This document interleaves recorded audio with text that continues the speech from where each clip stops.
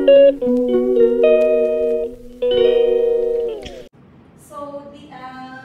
before that, we'll have the objectives first. So at the end of the presentation, the attendees will be able to have an insight on the different types of personal protective equipment and their indication, and understand how PPE use is important in preventing the spread of infection, apply risk assessment in choosing the type of PPE to be worn in different situations, review the proper sequence of donning and doffing of the PPE. So when we say personal protective equipment, these are specialized clothing or equipment worn by an employee for protection against infectious materials. So that's according to the Occupational Safety and Health Administration. So that's the definition of the OSHA. So they are intended to use for improving safety in the healthcare environment. So what are the important points about PPE? You have to then or put on before contact with the patient, generally before entering the room. So Ahmad already mentioned about this a while ago regarding those precautions. So we need to make sure that before entering any patient's room under transmission-based precautions, we will know exactly what PPE are we going to use. So use carefully, don't spread the contamination. So it's very crucial that we will done properly our PPE. Why? Because of course we need to make sure that we are protected. So remove and discard carefully either at the doorway or immediately outside the patient room or the ante room. So remove respirator outside the room as we have already mentioned. So immediately perform hand hygiene. So the basic of them all is hand hygiene, and we tend to forget doing the hand hygiene, but this is the very basic to prevent the transmission of infection. So what are the factors that can influence the PPE selection? So the type of exposure anticipated. Are you going to do the procedure that needs, let's say for example, goggles or face shields? Are you going to do some procedure that needs gown or mask? Okay, so we need to know exactly and anticipate. Let's say, do you think that you are likely to be exposed to blood or body fluid? Then what PPE are you going to use? So next, the splash or spray versus touch. Are you going to touch the patient, or are there some secretions or excretions that are coming from the patient? So the splashes or the sprays, let's say during aerosol generating procedure or whatsoever. So you have to think about it. Okay. So next, category of isolation precaution. Is your patient under contact, under droplet, or under airborne? Okay. Next, the durability and appropriateness of the task. Do you need the gloves that are durable enough for your procedure? Or what about the gown that you are going to use? Okay. So is it appropriate for the procedure? Okay. So next, the fitness. How about your N95 mask? Is it really fit for you? Is it the available mask is the one that fits you?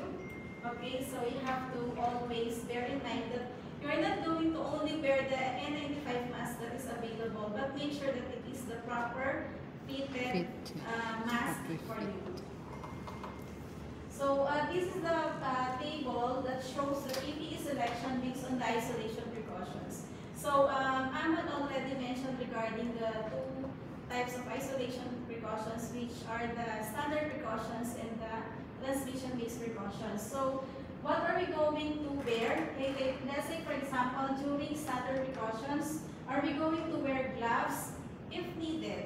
Okay, are we going to wear gown? If it's needed, then we can wear gown. And surgical mask, if it's needed, we can wear. Okay, how about the respirator or the N95 mask? Never. No. So if it's standard only, we will not wear the respirator. Okay, so eye protection, if it's needed, then we will. Needed. So that is based on the factors. Okay. Yes. So next, for the transmission precautions to contact. Okay, gloves and gown at all times. All time. She already mentioned what are the two mandatory PPE that you're going to wear, okay, Gloves when the patient and is under contact. So those are the gown and the gloves. gloves. Okay, but of course, she also mentioned that this is to be added, the standard precautions are to be added in here. So we can wear any other PPE except for the respirator. Respirator. Okay, so as per our risk assessment, we can wear other PPE aside from gloves and gown under contact, but not the respirator. Okay, next, for the droplet precaution, so at all times, surgical mask is needed. So that's the mandatory for droplet precaution is surgical mask. But you can wear other PPE based on your risk assessment as a standard precaution, except for the respirator. But during HGPs or aerosol generating procedure, what are you going to wear? We can wear the respirator during aerosol generating procedure. Okay? So next, for the airborne precaution, so which is the mandatory that you need to wear? That is the respirator. So at all times, you have to wear your respirator if your patient is under airborne precaution when you're going inside the patient's room. And the other PPE as needed. Okay? So of course, you have to always remember, okay, doing the hand hygiene. So PPE for standard precautions, decision about the use of PPE is determined by exposure risk assessment. As I have mentioned, you have these protect the skin and clothing. So when are you going to use your gown? So use during procedure and patient care activities when contact of clothing or exposed skin with blood, body fluid, secretion or excretion is anticipated. Opening is in the back.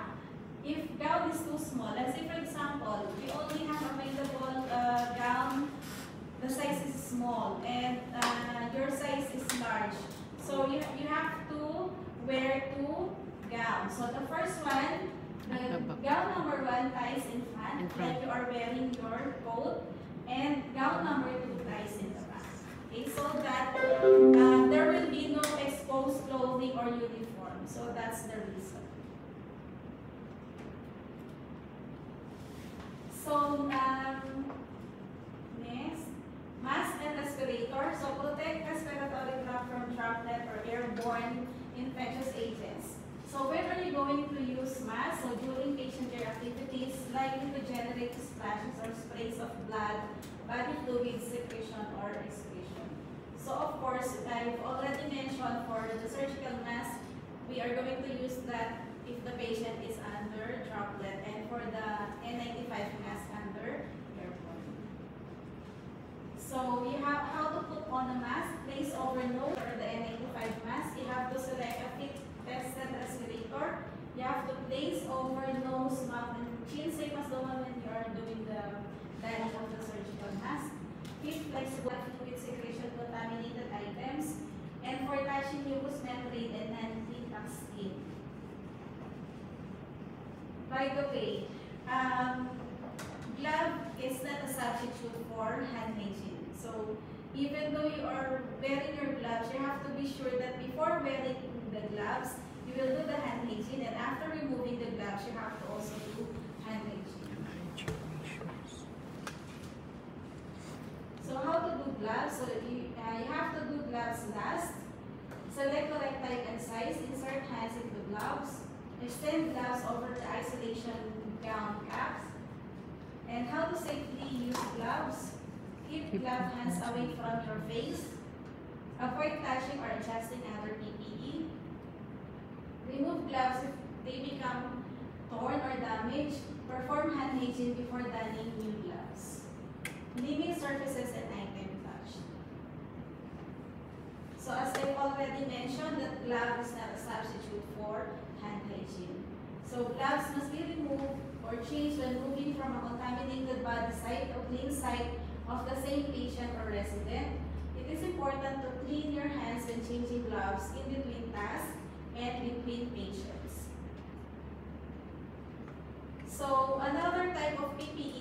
PAPR or the PAPR or the powered air purifying respirator.